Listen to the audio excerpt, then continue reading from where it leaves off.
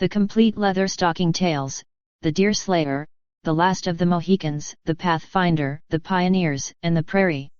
By James Fenimore Cooper. The Deerslayer by James Fenimore Cooper. Chapter 1. There's a pleasure in the pathless woods, there's a rapture on the lonely shore, there's society where none intrudes, by the deep sea and music in its roar.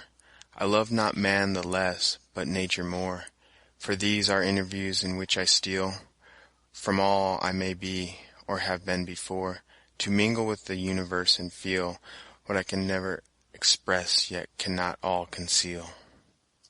Childe Harold. On the human imagination, events produce the effects of time. Thus, he who has traveled far and has seen much is apt to fancy that he has lived long, and the history that most abounds in important incidents soonest assumes the aspect of antiquity. In no other way can we account for the venerable air that is already gathering around American annals. When the mind reverts to the earliest days of colonial history, the period seems remote and obscure, the thousand changes that thicken along the links of recollections, throwing back the origin of the nation to a day so distant as seemingly to reach the mists of time. And yet 4 lives of ordinary duration would suffice to transmit, from mouth to mouth in the form of tradition, all that civilized man has achieved within the limits of the Republic. Although New York alone possesses a population materially exceeding that of either the 4 smallest kingdoms of Europe, or materially exceeding that of the entire Swiss Confederation, it is little more than 2 centuries since the Dutch commenced their settlement, rescuing the region from the savage state.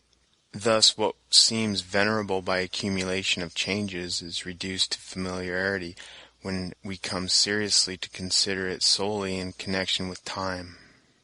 This glance into the perspective of the past will prepare the reader to look at the pictures we are about to sketch with less surprise than he might otherwise feel, and a few additional explanations may carry him back in imagination to the precise condition of society that we desire to delineate.